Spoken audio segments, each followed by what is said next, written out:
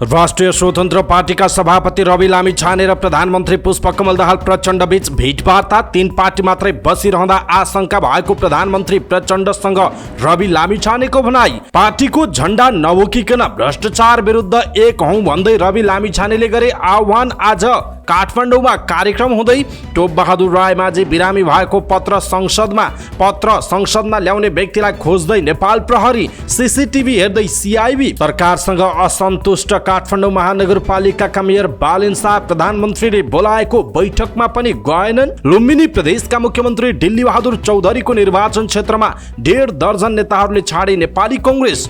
नेकपा एमाले भित्र उठ्यो संघीयताको विपक्षमा पार्टी उभिनु पर्ने माग। कुन नेताले गरे संघीयता विरुद्ध पार्टी उभिनु पर्ने माग, यसको विषयमा पुरै जानकारी। नक्कली भुटानी शरणार्थीको विषय अन्तर्राष्ट्रिय चासोको विषय बनिसक्यो, अब म पछि हट्दिन भन्दै राप्रपाका नेतासँग प्रधानमन्त्री प्रचण्डको प्रतिबद्धता। नक्कली शरणार्थी प्रकरणको निष्पक्ष छानबिन हुने प्रचण्डको जिकिर।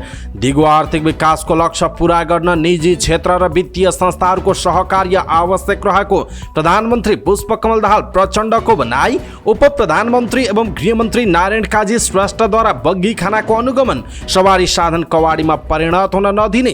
विपद पूर्व तयारीको कामलाई व्यवस्थित र प्रभावकारी ढङ्गले गर्न मन्त्री श्रेष्ठको निर्देशन। प्रदेशदेखि जिल्ला समन्वय समिति खारेज गरौँ भन्दै एमाले सांसद ऐन महरको प्रस्ताव। 2084 सालको निर्वाचनमा पार्टीलाई पहिलो शक्ति बनाउने उद्देश्यसहित वार्षिक कार्य योजना बनाउने नेकपा एमाले केन्द्रीय कमिटी बैठकको निर्णय। परियोजनाहरूलाई नाफामुखी बनाउने तर्फ सरकारको ध्यान केन्द्रित रहेको अर्थमन्त्री डाक्टर प्रकाश शरण महतको भनाई। 2046 साल पछिका उच्च नेता र कर्मचारीको सम्पत्ति छानबिन गर्न राष्ट्रिय प्रजातन्त्र पार्टीको माग। संघीय शिक्षा ऐन चालू अधिवेशनमा संसदमा प्रस्तुत हुने शिक्षा विज्ञान तथा प्रविधि मन्त्री अशोक कुमार राईको दावी। संघीय गठबन्धनकै आधारमा मधेस सरकार पुनर्गठन हुने जसपा अध्यक्ष उपेन्द्र यादवको जिकिर। सरकारले उच्च शिक्षा पूर्ण रूपमा निःशुल्क उपलब्ध गराउन सक्नुपर्ने राष्ट्रिय सभा सदस्य वामदेव गौतमको टिप्पणी। काठमाडौँ महानगरपालिका भित्र विज्ञापन जन्य सामग्री बाँड्ने 61 जनालाई गरियो कारवाही। सरकारले आवश्यक चासो नदिँदा संघीय शिक्षा ऐन बन्न नसकेको शिक्षा विज्ञान तथा प्रविधि मन्त्रालयका सचिव रामकृष्ण सुवेदीको टिप्पणी। मिस नेपाल प्रियङ्काले वन सम्बन्धी राष्ट्र संघीय फोरममा सहभागिता जनाउने। कृषि विज्ञ मदन राई प्रहरीको नियन्त्रणमा यौन दुर्व्यवहारको आरोप लाग्यो। जजिरा एयरले भैरहवामा रोक्यो नियमित उडान। गौतम बुद्ध अन्तर्राष्ट्रिय विमानस्थल उडानविहीन। मौद्रिक नीतिमा सामान्य लचकता देखियो। ब्याज दर 1% घट्यो। ब्याज दर अझै घट्छ, शिथिल अर्थतन्त्र चलायमान हुन्छ भन्दै राष्ट्र ब्याङ्कका गभर्नर महाप्रसाद अधिकारीको भनाई। अमेरिका पठाइदिन्छु भन्दै 35 लाख रुपैयाँ ठगी गर्ने एकजना पक्राउ। पाकिस्तानका पूर्व प्रधानमन्त्री इमरान खानलाई 2 हप्ताको राहत। सङ्कटामाथि पुलिसले रोमाञ्चक जित निकाल्दा शहीद स्मारक ए डिभिजन लिगमा मनाङ हिमालयन शेर्पासँग रोकियो। समाचार पार्टी हेल्थ टिप्स अन्तर्गत आज हामी छालामा हुने एलर्जीको विषयमा जानकारी दिनेछौँ। छालामा एलर्जी भयो भने घरमै बसेर गर्न सकिने उपचार पद्धतिहरू के छन्, यसको विषयमा हेल्थ टिप्स प्रस्तुत गर्छौँ र समाचारको अन्त्यमा समाचार पार्टी सामान्य ज्ञान प्रस्तुत गर्छौँ। हामीलाई अन्तिमसम्म हेर्नुहोला। दर्शक महानुभाव नमस्कार। समाचार पार्टी .com को न्यूज बुलेटिनमा यहाँलाई हार्दिक स्वागत छ। म प्रहलाद चन्द्र घिमिरे। आज मिति विक्रम सम्वत 2080 साल वैशाख 30 गते शनिबार इस्वीसम्म सन् 2023 मे 13 तारिक आज ज्येष्ठ कृष्ण अष्टमी। सदाको झैँ आज पनि हामी उपस्थित भएका छौँ आजका महत्त्वपूर्ण समाचार, ब्रेकिङ न्यूज अपडेट लगायत तपाईँलाई काम लाग्ने हेर्नै पर्ने मुख्य समाचारहरू लिएर। हाम्रो मेहनतका लागि यो भिडियोमा एउटा लाइक अवश्य गर्नुहोला। दर्शक महानुभाव पलपलको न्यूज अपडेट हेर्नका लागि हाम्रो च्यानललाई तपाईँले अहिलेसम्म सब्स्क्राइब गर्नु भएको छैन भने कृपया सब्स्क्राइब गर्नुहोस् अनि नजिकै आउने बेल आइकनलाई क्लिक गर्नुहोला। कहाँबाट हेर्दै हुनुहुन्छ, देशभित्र हुनुहुन्छ भने आफू रहेको गाउँ ठाउँ सहर जिल्लाको नाम लेख्नुहोला। विदेशबाट हेर्दै हुनुहुन्छ भने आफू रहेको ठाउँको नाम लेख्नुहोला। दैनिक रूपमा हेर्नुहुन्छ भने रेगुलर भनेर लेख्नुहोला। आज पहिलोचोटि भने फर्स्ट टाइम भनेर लेखिदिनुहोला। आउनुहोस् दर्शक महानुभाव आजका महत्त्वपूर्ण समाचार सुरु गरौँ। रवि लामिछाने र प्रधानमन्त्री पुष्पकमल दाहाल प्रचण्ड बीच भेटवार्ता भएको प्रसङ्गबाट। प्रधानमन्त्री पुष्पकमल दाहाल प्रचण्ड र राष्ट्रिय स्वतन्त्र पार्टीका सभापति रवि लामिछाने बीच भेटवार्ता भएको छ। प्रधानमन्त्री प्रचण्डलाई भेट्न शुक्रबार बिहान सभापति लामिछाने बालुवाटार पुग्नु भएको हो। नक्कली भुटानी शरणार्थी प्रकरणको फाइल खोलेको विषयमा धन्यवाद दिँदै भ्रष्टाचारका विषयमा छानबिन गर्न खुट्टा नकमाउन रविले आग्रह गरेको प्रधानमन्त्रीको सचिवालयले जनाएको छ। लामिछानेले धन्यवाद दिएपछि प्रधानमन्त्रीले सरकारको काममा सहयोग गर्न आग्रह गर्नुभएको थियो। सरकारले भ्रष्टाचारको छानबिन गर्ने एजेन्डा न्यूनतम साझा कार्यक्रमबाट हटाएकोमा असन्तुष्टि पोख्दै राष्ट्रपाले समर्थन फिर्ता लिएको थियो। यसैबीच राष्ट्रिय स्वतन्त्र पार्टी रासपाका सभापति रवि लामिछानेले राष्ट्रिय सरोकारका विषयमा 3 प्रमुख दल बीच मात्रै छलफल राख्न प्रधानमन्त्री पुष्पकमल दाहाल प्रचण्डलाई सुझाव दिनुभएको छ। प्रधानमन्त्री प्रचण्डलाई भेटेर सभापति लामिछानेले राष्ट्रिय सरोकारका विषयमा कुरा गर्दा संसदका अरू दललाई पनि बोलाउन आग्रह गर्नुभयो। 3 दल बसिरहनु भएको छ। रासपा चौथो दल हो। जनमत पार्टी छ। राजेन्द्र लिङदेन पुरानै भए पनि नयाँ अभिमत सहित आउनु भएको छ। यसतर्फ ध्यान दिनुहोस्। लामिछानेले प्रचण्डसँगको संवाद सुनाउनुभयो। अहिले नक्कली भुटानी शरणार्थी प्रकरणको छानबिन चलिरहँदा ठूला 3 दलका नेता मात्रै निरन्तर छलफल गर्नुले आशंका जन्मिएको लामिछानेले प्रचण्डलाई सम्झाउनु भएको थियो। यो प्रकरणमा बालकृष्ण खाँड जोडिनु भएको छ। टोपबहादुर रायमाझी पहिले माओवादी हो, तपाईहरू मात्रै नबस्नुहोस्, प्रधानमन्त्री प्रचण्डलाई लामिछानेको आग्रह छ। जवाफमा प्रधानमन्त्री प्रचण्डले अहिले 3 पार्टीका नेताहरूबीच भइरहेको कुराकानी अरू नै विषयमा भएको बताउनुभयो। संसद चलिरहेको छ, विषय अरू नै हो प्रचण्डले भन्नुभएको थियो। तर लामिछानेले भने जस्तै राष्ट्रिय सरोकारका विषयमा सबैलाई समेटेर जाने लामिछानेलाई आश्वासन दिनुभएको छ। लामिछानेका अनुसार प्रचण्डले नक्कली भुटानी शरणार्थी प्रकरणमा कसैसँग सम्झौता नगरी अगाडि बढ्ने प्रतिबद्धता जनाएको बताइएको छ। राष्ट्रिय स्वतन्त्र पार्टीका सभापति रवि लामिछानेले भ्रष्टाचार विरुद्धको अभियानमा एक हुन आह्वान गर्नुभएको छ। कुनै पार्टीको झण्डा नबोकिकन आज नारायणी चौर नक्सालमा उपस्थित हुनु उहाँले आग्रह गर्नुभएको हो। भ्रष्टाचार देशको साझा दुश्मन भएकाले दलको नेता नभई सचेत नागरिकको रूपमा आफू पनि उपस्थित हुने उहाँको भनाइ छ। उहाँले आफ्नो फेसबुकमा लेख्नु भएको छ, भ्रष्टाचार यो देशको साझा दुश्मन हो, त्यसैले म दलको नेता भएर होइन सचेत नागरिक भएर यही कार्यक्रममा सहभागी हुँदैछु। राम्रो काम जसले गरे पनि सघाउनु पर्छ। देशभर यस्ता कार्यक्रम जहाँ जसले गरे पनि पार्टीको झण्डा नारा नबोकी रासपा समर्थकहरू सकेसम्म सहभागी हुनुहोला। भ्रष्टाचार विरुद्ध एक हौं उहाँले भन्नुभएको छ। उहाँले राम्रो काम गर्ने सबैलाई सघाउनु पर्ने उल्लेख गर्दै नेपाल प्रहरीलाई धन्यवाद र थप हौसला दिन सहभागी हुनुपर्ने उहाँको भनाइरहेको छ। दर्शक महानुभाव, यसप्रति तपाईँको धारणा के छ? आफ्नो धारणा तलको कमेन्ट बक्समा कमेन्ट गर्नुहोला। नक्कली भुटानी शरणार्थी प्रकरणमा फरार रहेका सांसद टोपबहादुर रायमाझीको खोजीमा प्रहरीको केन्द्रीय अनुसन्धान ब्युरो सीआईबीले अर्को जुक्ति लगाएको छ। सीआईबीले टोपबहादुर बिरामी भएको पत्र संसदमा ल्याउने व्यक्तिको खोजी सुरु गरेको छ। केही दिन अघि एक व्यक्तिले संसद सचिवालयमा रायमाझी बिरामी भएको पत्र ल्याएर दर्ता गराएका थिए। ती व्यक्ति को हुन् भन्ने अहिले खोजी भइरहेको जनाइएको छ। यसका लागि सीआईबीले सचिवालयको सीसीटीभी फुटेज लगेको छ। संसदमा रायमाझी बिरामी भएको पत्र त पुग्यो, तर त्यो पत्र कसले लगेको थियो भन्ने कुरा आएन। त्यसरी पत्र लैजाने व्यक्तिको पहिचान खुल्न सकेको अवस्थामा रायमाझीलाई पक्राउ गर्न सजिलो हुन्छ, सीआईबी स्रोतले भनेको छ। पक्राउ पुर्जी जारी भएपछि रायमाझी भैरहवाबाट सम्पर्कविहीन हुनु भएको हो। प्रहरी प्रमुख वसन्त कुँवरले आफू प्रहरी कहाँ आफै जाने बताउनु भएका रायमाझी त्यसपछि सम्पर्कविहीन बन्नुभयो। रायमाझी आउने आशामा उहाँको गाडीको लोकेसन हेर्दै धादिङसम्म पुगेको प्रहरीले चकमा खाएको थियो। उहाँको गाडी चालकले मात्र लिएर काठमाडौँ आएका थिए। रायमाझी भारतमा गएको हुन सक्ने प्रहरीको आशंका छ। अब बढीमा 10 देखि 14 दिनभित्र रायमाझी पक्राउ नपरे उनी सिधै अदालत उपस्थित हुन सक्नेछन्। त्यसको मतलब उनले प्रहरी हिरासतमा बस्नुपर्ने छैन। काठमाडौँ प्रहरीले ठगी र सङ्गठित अपराधमा अनुसन्धान गरिरहेको जनाइएको छ। प्रधानमन्त्री पुष्पकमल दाहाल प्रचण्डले उपत्यकाको फोहोर व्यवस्थापनका विषयमा छलफल गर्न सिंहदरबार स्थित आफ्नै कार्यालयमा एउटा महत्त्वपूर्ण छलफल डाक्नुभयो। संघीय सरकारका 5 मन्त्री सहितको सो बैठकमा काठमाडौँ महानगरपालिकाका मेयर बालेन शाह पनि अनुपस्थित हुनुभयो। प्रधानमन्त्रीका प्रेस संयोजक सूर्य किरण शर्माका अनुसार बैठकमा काठमाडौँ महानगरपालिकाका मेयर र प्रमुख प्रशासकीय अधिकृतलाई निम्त्याइएको थियो, तर प्रशासकीय अधिकृत मात्र उपस्थित भएको उहाँले जानकारी दिनुभयो। मेयर बालेन केही समयदेखि संघीय सरकारसँग असन्तुष्ट हुँदै आउनु भएको छ। महानगरका कामहरूमा संघीय सरकार सहयोग र समन्वय नगरेको उहाँको गुनासो छ। यही असन्तुष्टिवश उहाँ बैठकमा अनुपस्थित भएको हुन सक्ने अनुमान गरिएको छ। महानगरपालिकाका प्रवक्ता सुरेन्द्र बजगाईले भने बैठकमा महानगर प्रमुखलाई निम्तो नै नभएको दावी गर्नुभयो। प्रधानमन्त्री बोलाएको बैठकमा संघीय सरकारका 5 जना मन्त्रीहरूको उपस्थिति थियो। उपप्रधान एवं गृहमन्त्री नारायण काजी श्रेष्ठ, त्यस्तै भौतिक योजना तथा यातायात मन्त्री प्रकाश ज्वाला, स्वास्थ्य तथा जनसङ्ख्या मन्त्री मोहन बहादुर बस्नेत, संघीय मामिला तथा सामान्य प्रशासन मन्त्री अमनलाल मोदी र शहरी विकास मन्त्री सीता गुरुङले बैठकमा बैठकमा भाग लिनु भएको थियो। त्यसैगरी बागमती प्रदेशका मुख्यमन्त्री शालिग्राम जमरखटेल, नुवाकोटका संघीय सांसदहरू हितबहादुर तामाङ, विमला सुवेदी, ललितपुर महानगरपालिकाका प्रमुख चिरीबाबु महर्जन, नेपाल सरकारका सचिवहरू, उपत्यका नगर प्रमुखहरू र प्रमुख प्रशासकीय अधिकृतहरू लगायत सरोकारवाला पक्षका प्रतिनिधि पनि उपस्थित थिए। बैठकमा शेषडोल र त्यस आसपासका सरोकारका जनताका अगुवालाई पनि राखिएको थियो। बैठकलाई सम्बोधन गर्दै प्रधानमन्त्री प्रचण्डले सबै खाली फोहोर व्यवस्थापन र निर्मूल गर्न सरकार दृढतापूर्वक अगाडि बढेको बताउनुभयो।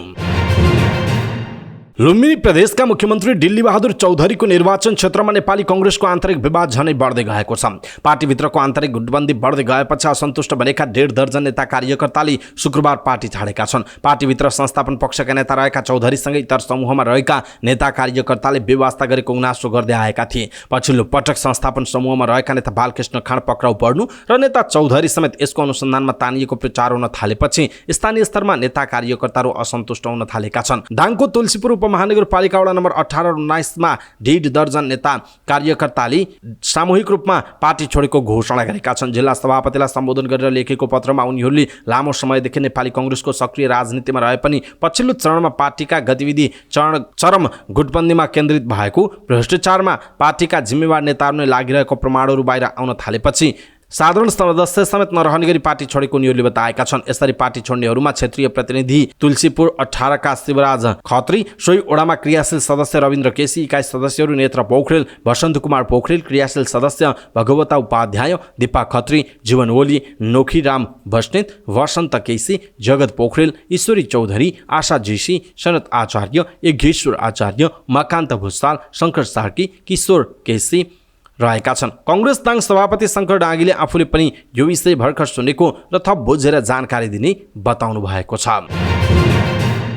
देशको दोस्रो ठूलो दल नेकपा एमालेमा संघीय प्रणालीमाथिको बहसले औपचारिक प्रवेश पाएको छ। पार्टीको जारी केन्द्रीय समितिको बैठकमा 2 प्रभावशाली केन्द्रीय सदस्यहरूले संघीयता सम्बन्धी पार्टीको नीति पुनरावलोकन गर्नुपर्ने मत अघि सारेका छन्। समूहगत छलफलका क्रममा केन्द्रीय सदस्यद्वय गोकुल बास्कोटा र महेश बस्नेतले संघीय प्रणाली देशहितमा नभएको भन्दै पार्टीले अब नयाँ दृष्टिकोण बनाएर जानुपर्नेमा जोड दिएका हुन्। उनीहरू दुवै बागमती समूहमा रहेका थिए। समूहका सदस्यहरूले राखेको मतलाई समूह नेताले केन्द्रीय समिति बैठकमा पेश गर्ने प्रावधान छ। यसअघि सामाजिक सञ्जालमा पनि बारम्बार संघीयता खारेजीको आवाज उठाइरहेका बास्कोटाले पार्टीमा भने पहिलो पटक जोरदार रूपमा उठाउनु भएको छ। जनमानसमा नै संघीयताप्रति वितृष्णा उब्जिएकाले पार्टीले अब संघीयताको विपक्षमा आफूलाई उभ्याउनु पर्ने उहाँको तर्क छ।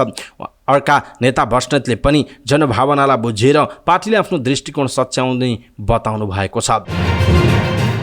प्रधानमन्त्री पुष्पकमल दाहाल प्रचण्डले नक्कली भुटानी शरणार्थी प्रकरणमा संलग्न जो कोहीलाई पनि कानुनी दायरामा ल्याइने बताउनु भएको छ। प्रधानमन्त्री तथा मन्त्री परिषदको कार्यालयमा राष्ट्रिय प्रजातन्त्र पार्टी राप्रपाको ज्ञापन पत्र उझ्दै उहाँले दोषीले छुट नपाओस् र निर्दोष नपरोस् भन्नेमा सरकार स्पष्ट रहेको बताउनु भएको हो। प्रधानमन्त्री प्रचण्डले यो प्रकरणमा भइरहेको छानबिनमा कुनै प्रभाव र दबाव पर्न नदिने प्रतिबद्धता पनि व्यक्त गर्नुभयो। उहाँले वर्तमान सरकार सुशासन समृद्धि संविधानको कार्यान्वयनमा पूर्ण प्रतिबद्धताका साथ लागि परेको उल्लेख गर्दै कुनै पनि प्रभाव र दबावलाई स्वीकार नगर्ने र पछि पनि नहट्ने बताउनु भएको छ।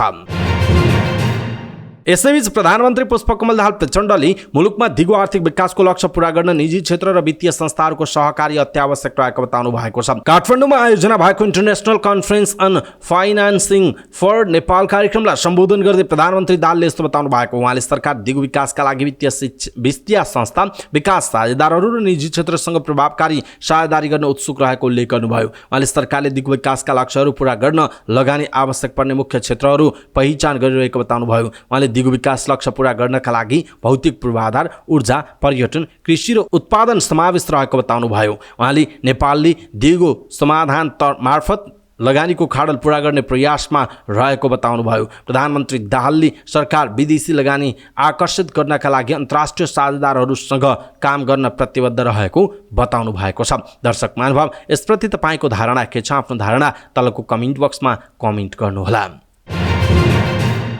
उप प्रधानमन्त्री तथा गृहमन्त्री नारायण काजी श्रेष्ठले काठमाडौँको रामशाहपथ स्थित बग्गीखानाको अनुगमन गर्नुभएको छ। नवीकरण खारेज भएका र चोरीका सवारी साधनहरू कवाडीमा परिणत भइरहेका बेला उप प्रधानमन्त्री श्रेष्ठले काठमाडौँ उपत्यका ट्राफिक प्रहरी कार्यालयमा पुगेर ती सवारी साधनको अवस्थाबारे जानकारी लिनुभएको हो। प्रहरी महानिरीक्षक बसन्त कुमार सहित त्यहाँ पुग्नुभएका उहाँलाई त्यस्ता सवारी साधनहरू लिलामी गर्न मिल्ने गरी कानुन व्यवस्था गरिदिन काठमाडौँ उपत्यका ट्राफिक प्रहरी कार्यालयको प्रमुख प्रहरी नायब महानिरीक्षक पोषराज पोखरेलले आग्रह गर्नुभएको थियो। जवाफमा उप प्रधानमन्त्री श्रेष्ठले त्यस्ता सवारी साधनलाई कवाडीको रूपमा राख्न नमिल्ने उल्लेख गर्दै ती समस्या समाधान हुने गरी छिट्टै कानुनी व्यवस्था गर्ने आश्वासन दिनुभएको थियो। उहाँले त्यसका लागि समस्या र समाधानका उपाय सहितको बुँदा मन्त्रालयमा बुझाउन पनि सो कार्यालयलाई निर्देशन दिनुभएको छ।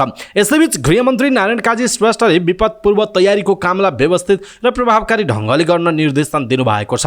विपद जोखिम न्यूनीकरण तथा व्यवस्थापन कार्यकारी समितिको बैठकमा बोल्दै गृहमन्त्री श्रेष्ठले विपद पूर्व तयारीको कामलाई व्यवस्थित र प्रभावकारी ढङ्गले अगाडि बढाउन निर्देशन दिनुभएको हो। उहाँले पूर्व तयारीमा यथास्थितिवादी सोच र व्यवहार भएको भन्ने टिप्पणी आउने गरेको भन्दै उहाँले आगामी दिनमा कुनै पनि कमी हुन दिनु नहुने बताउनुभयो। उहाँले असावधानीका कारण, अकर्मण्यताका कारण वा निर्णय कार्यान्वयन गर्न नसकेका कारण पुरानै अवस्था दोहोरिएको आफूले सुन्न र हेर्न नपरोस् पनि सम्बन्धित निकायलाई सचेत पनि गराउनुभयो।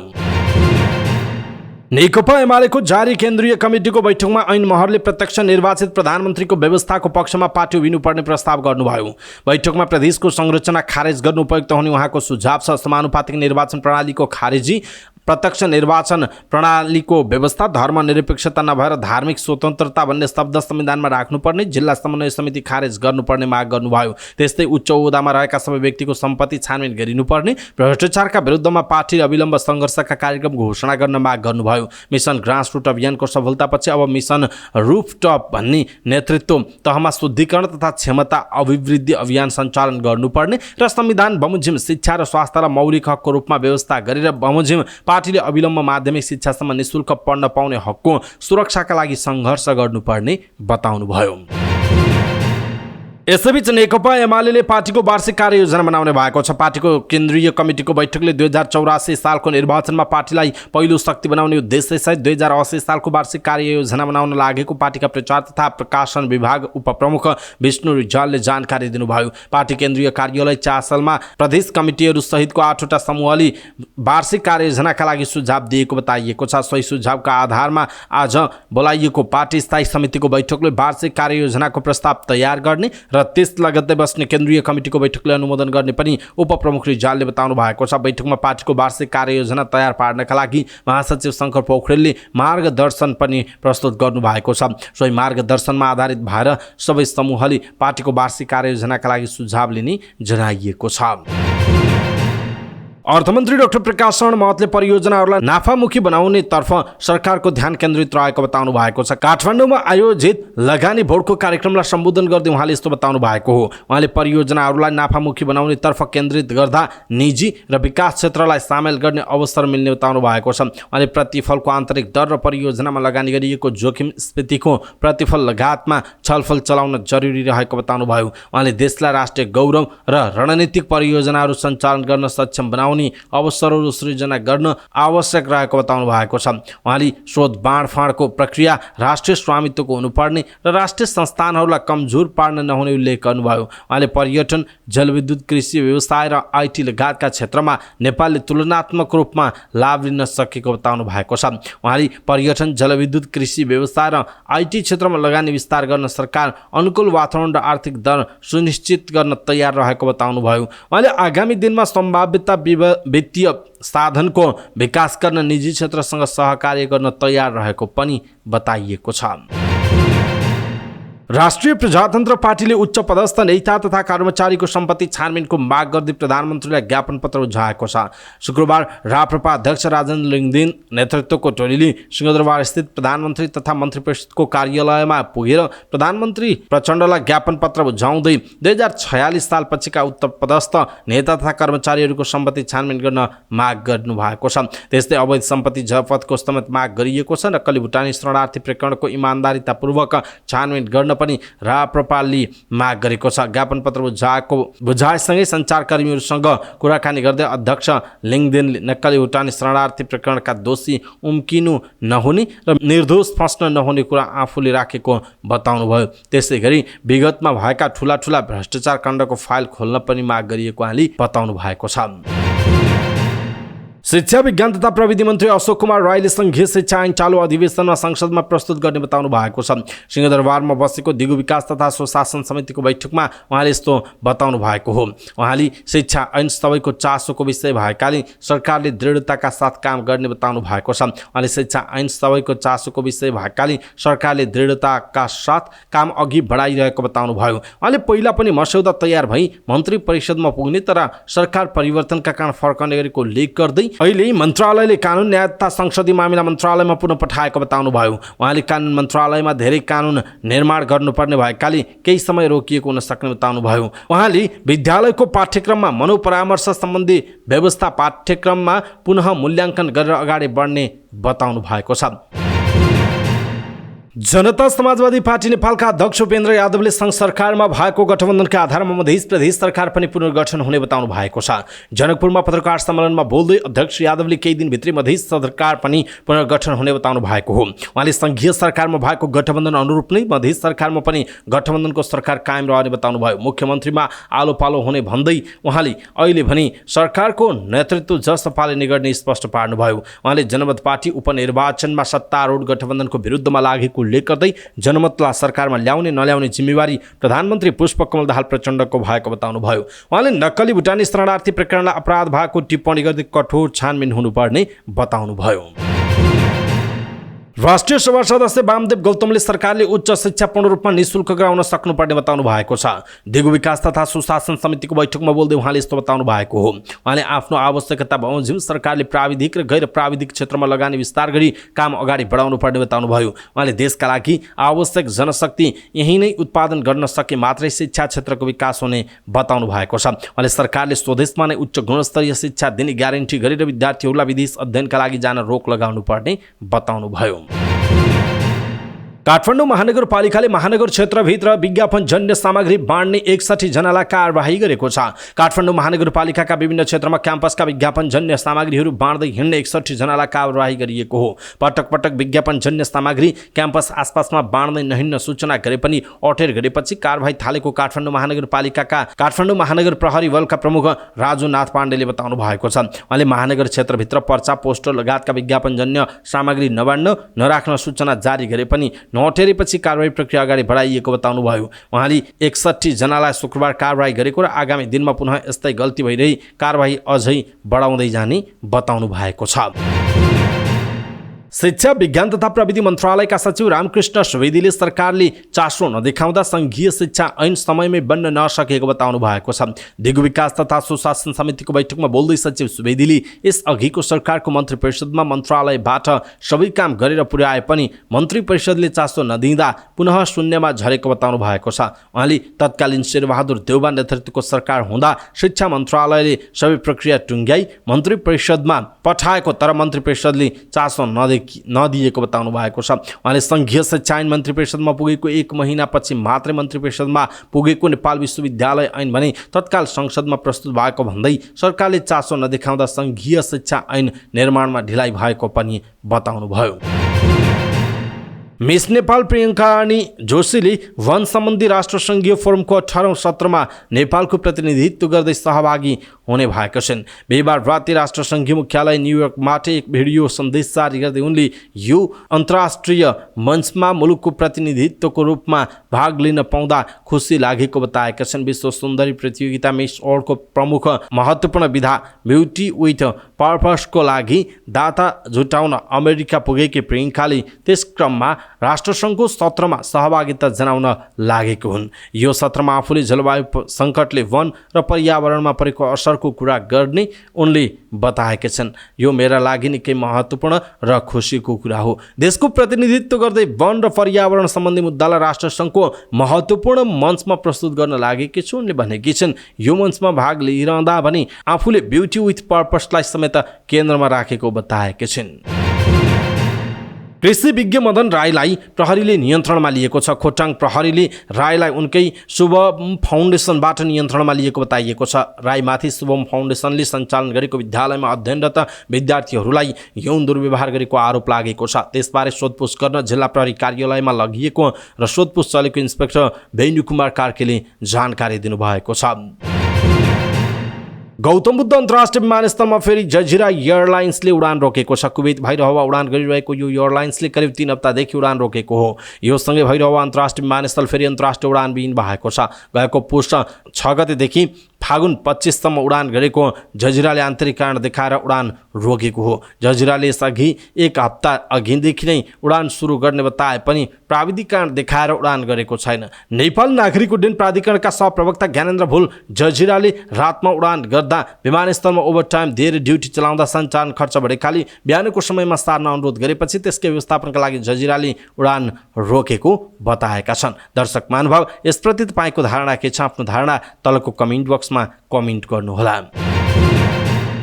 नेपाल राष्ट्र बैंकले बैंक दरलाई घटाएर मौद्रिक नीतिको कार्यदिशालाई केही लचिलो बनाएको छ। शुक्रबार चालु आर्थिक वर्षको मौद्रिक नीतिको तेस्रो त्रैमासिक समीक्षा कार्यक्रम गर्दै बैंक दरलाई 8.5% घटाएर 7.5% कायम गरेको छ। यसरी धितोपत्रहरूको सुरक्षणमा केन्द्रीय बैंकले बैंक तथा वित्तीय संस्थालाई अन्तिम ऋणदाता सुविधाको रूपमा प्रदान गरिने ऋणमा लिने ब्याज दरलाई बैंक दर भनिन्छ। नीतिगत दरलाई 7% यथावत राख्दै बैंकर दर घटाएको केन्द्रीय बैंकले जनाएको छ। पाकिस्तानको इस्लामाबाद उच्च अदालतले पूर्व प्रधानमन्त्री इमरान खानलाई 2 हप्ताको अन्तरिम जमानत दिएको छ। अलकातिर ट्रस्ट मामिलामा उनलाई national accountability bureau NVA Islamabad उच्च अदालत परिसरबाट 3 दिन अघि पक्राउ गरेको थियो, तर पाकिस्तानको सर्वोच्च अदालतले उनलाई इस्लामाबाद उच्च अदालतमा जान र अदालतको फैसला स्वीकार्न भनेको जनाइएको छ। जस अनुसार इस्लामाबाद उच्च अदालतमा पुगेका उनलाई अन्तरिम जमानत मिलेको हो। अदालतले मे 17 तारिकसम्म कुनै पनि मुद्दामा इमरानलाई नपर्खन पनि आदेश दिएको पाकिस्तानी सञ्चार माध्यमले जनाएका छन्। पाकिस्तान तहरिक ए इन्साफका अध्यक्ष समेत रहेका खानलाई पक्रेको विरुद्धमा उनका समर्थकले देशभर प्रदर्शन गरिरहेका छन्। रेलिगेसन क्षेत्रबाट बच्न सङ्घर्ष गरिरहेको नेपाल पुलिसले शहीद स्मारक हे डिभिजन लिगमा सङ्कटा क्लब्सलाई पराजित गर्दै रेलिगेसन क्षेत्र छोड्न अर्को खेलमा हिमालयन शेर्पा र मनाङ मर्सिङदी फुटबल क्लबले बराबरी खेल्दै अङ्क बाँडेका छन्। त्रिपुरेश्वर स्थित दशरथ रङ्गशालामा भएको खेलमा विभागीय टोली पुलिसले सङ्कटालाई 2-1 गोल अन्तरले पराजित गर्दै रेलिगेसन क्षेत्र छोडेको जनाइएको छ। शुक्रबारको जितसँगै पुलिसले जारी लिगमा 5औं जित निकाल्न सफल भएको छ। स्पष्ट 3 अङ्कपछि पुलिसले 17 खेलबाट 19 अङ्क बनाउँदै तालिकाको 11औं स्थानमा उक्लिएको छ। अहिलेसम्म पुलिसले 5 जित 4 बराबरी र 8 हार बेहोरेको छ। उता पराजित सङ्कटा 17 खेलमा 5 जित 5 बराबरी र 7 हार सहित 20 अङ्कका साथ 10औं स्थानमा रहेको छ। यस जितले अब पुलिसलाई रेलिगेसनबाट बच्न मनोबल मिलेको जनाइएको छ। यही लयलाई कायम राख्न सके पुलिस रेलिगेसनबाट बच्ने सम्भावना बढ्दै गएको जनाइएको छ। समाचार पार्टी न्युज बुलेटिनमा पालो भएको छ समाचार पार्टी हेल्थ टिप्स। आजको समाचार पार्टी हेल्थ टिप्स तपाईँलाई कस्तो लाग्छ त्यो कुरा तलको कमेन्ट बक्समा कमेन्ट गर्नुहोला। सबै नेपालीहरू माझ पुर्याउनका लागि यो हेल्थ टिप्स आफ्नो फेसबुक, ट्विटर लगायतका सामाजिक सञ्जालमा सेयर गर्नुहोला। आज हामी छालामा एलर्जी भयो भने के गर्ने, घरमै के छ ओखती भन्ने विषयवस्तुमा पनि जानकारी दिनेछौँ। हामीलाई अन्तिमसम्म हेर्नुहोला। अनुहारमा डन्डीफोर आयो अथवा भनौँ रातो दाग त छैन, कतै छालामा एलर्जी त भएको छैन। बढ्दो प्रदूषण र धुलो धुवाका कारण छालामा नकारात्मक असर देखिन थालेका छन्। हिजो आज प्रदूषणका कारण अनुहारमा देखिने डन्डीफोर तथा अनेक दाग आउने समस्याबाट पीडित हुनेको सङ्ख्या बढ्दैछ। यसलाई छालाको एलर्जी पनि भन्ने गरिन्छ। छाला रातो या निलो हुनु, चिलाउनु वा दाग देखिनु छालामा एलर्जीका लक्षणहरू रहेको जनाइएको छ। कहिलेकाहीँ किराको टोकाइबाट पनि यस्तो समस्या देखिन सक्छ। गलत औषधि, विभिन्न रसायनयुक्त साबुन, लोसनको प्रयोगबाट पनि छालामा एलर्जी हुन सक्दछ। यस्ता एलर्जी कुनै केही दिनमै निको हुने खालका हुन्छन् त कुनै महिनौसम्म दुःख दिने खालका हुन्छन्। कतिपय एलर्जी एक ठाउँबाट सुरु भई शरीरभर फैलने खालका हुने जनाइएको छ। कहिलेकाहीँ किराको टोकाइबाट पनि यस्तो समस्या देखिन सक्छ। गलत औषधि, विभिन्न रसायनयुक्त साबुन, लोसनको प्रयोगबाट पनि छालामा एलर्जी हुन सक्छ। यस्तो एलर्जी कुनै केही दिनमै निको हुने खालका हुन्छन् भने कुनै महिनौसम्म दुःख दिने खालका हुन्छन्। कतिपय एलर्जी एक ठाउँबाट सुरु भई शरीरभर फैलने खालको हुन्छ। एलर्जी पुरै शरीरमा फैलिए घातक हुन सक्ने भएकाले तत्काल उपचार जरुरी छ। कतिपय एलर्जीको उपचार चिकित्सकबाटै गर्नुपर्छ भने कहिलेकाहीँ घरेलु सामग्रीको प्रयोगबाट पनि एलर्जी मुक्त हुन सकिन्छ। शरीरमा नकारात्मक असर नगर्ने त्यस्ता घरेलु ओखतीको प्रयोग गरी छालाको समस्याबाट छुटकारा पाउन सकिन्छ। पहिलो हो ओलिभ ऑयल। छालाको लागि भिटामिन ए निकै उत्तम मानिन्छ। भिटामिन ए को राम्रो स्रोत जैतुनको तेल पनि हो। यसले अनुहारलाई नरम राख्नुका साथै सुक्खा पनि हुन दिँदैन। त्यस्तै अर्को हो बेकिङ सोडा। एलर्जी भएको ठाउँमा वरिपरि बेकिङ सोडा लगाउँदा तत्काल छालाको रातोपन कम हुन्छ र चिलाउन पनि छोड्छ। बेकिङ सोडामा थोरै पानी मिसाएर चिलाएको ठाउँ वरिपरि लगाउने, केही बेर त्यसै छोड्ने र सफा पानीले धुने गर्नुपर्छ। एलर्जीको दोलो हुन्छ। बेकिङ सोडालाई पानीको सट्टा नरिवलको तेलमा मिसाएर पनि लगाउँदा पनि राहत मिल्छ। त्यस्तै अर्को ओटमिल। नास्तामा प्रयोग हुने ओटमिल छालाका लागि समेत निकै उपयुक्त छ। थोरै ओटमिललाई पिस्ने, त्यसलाई तातो पानीमा मिसाएर लेदो बनाउने, उक्त लेदोले एलर्जी भएको ठाउँमा पखालिने, एलर्जीबाट छुटकारा पाउन सकिन्छ। त्यस्तै अर्को एलोभेरा। एलोभेरा अर्थात् घिउकुमारी छालासँग सम्बन्धित समस्याका लागि रामबाण मानिन्छ। एलोभेरामा पाइने एन्टिफङ्गल तत्त्वले एलर्जीलाई पूर्ण रूपमा नष्ट गर्छ। यसका लागि ताजा एलोभेरा जेललाई एलर्जीको वरिपरि लगाउनुपर्छ। त्यसलाई 20 मिनट जति त्यत्तिकै रहन दिएर सफा पानीले धुनुपर्छ। यसो गर्दा छाला सम्बन्धी एलर्जी मात्र नभई अन्य रोगबाट समेत मुक्त हुन सकिन्छ। त्यस्तै अर्को हो बरफ। हातखुट्टा सुन्निएमा, पोलेमा, फुलेमा, चिलाएमा वा छाला सम्बन्धी कुनै पनि समस्या भएमा चिकित्सकहरू आफैले सेक्न सुझाव दिएका छन्। सुन्निएको ठाउँमा बरफले सकेको खण्डमा सुन्निएको भाग तुरुन्तै बस्न थाल्छन् भने चिलाउन समेत कम हुने बताइएको छ। त्यस्तै अर्को हो निमको पात। छाला सम्बन्धी समस्यामा निमको पात प्रभावकारी मानिन्छ। र अन्त्यमा छ धनिया। धनिया एक प्रकारको आयुर्वेदिक गुण हो, औषधि हो। छालाको रातोपन तथा सुन्निने समस्या कम गर्न धनिया निकै उपयोगी मानिन्छ। दर्शक महानुभाव, आज हामीले यहाँहरूमा प्रस्तुत गरेको हेल्थ टिप्स तपाईँलाई कस्तो लाग्यो आफ्नो कुरा तलको कमेन्ट बक्समा कमेन्ट गर्नुहोला र सबै नेपालीहरू माझ पुर्याउनका लागि यसलाई आफ्नो फेसबुक, ट्विटर लगायतका सामाजिक सञ्जालमा सेयर गर्न नबिर्सिनुहोला। समाचार पार्टी न्युज बुलेटिनमा पालो भएको छ समाचार पार्टी सामान्य ज्ञान। समाचार पार्टी सामान्य ज्ञान अन्तर्गत आजको प्रश्न छ, नेपाल टेलिकमले कहिलेदेखि प्रिपेड मोबाइल सेवा प्रारम्भ गरेको हो? नेपाल टेलिकमले कहिलेदेखि प्रिपेड मोबाइल सेवा प्रारम्भ गरेको हो? कृपया आफूलाई लागेको सही उत्तर तलको कमेन्ट बक्समा कमेन्ट गर्नुहोला। हवस् त, समाचारपार्टी.com को न्युज बुलेटिन अहिलेका लागि यति नै। हामीले प्रस्तुत गरेका यी समाचारहरूप्रति तपाईँको धारणा के छ? आफ्नो धारणा तलको कमेन्ट बक्समा कमेन्ट गर्नुहोला। हाम्रो मेहनतका लागि यो भिडियोमा एउटा सानो लाइक अवश्य गर्नुहोला। दर्शक महानुभाव, पलपलको न्युज अपडेटका लागि हाम्रो च्यानललाई तपाईँले अहिलेसम्म सब्सक्राइब गर्नुभएको छैन भने कृपया सब्सक्राइब गर्नुहोस् अनि नजिकै आउने बेल आइकनलाई क्लिक गर्नुहोला। पलपलको न्युज अपडेटका साथ फेरि हाम्रो भेट हुनेछ। तपाईँ समाचार पार्टी हेर्दै गर्नुहोस्। नमस्कार।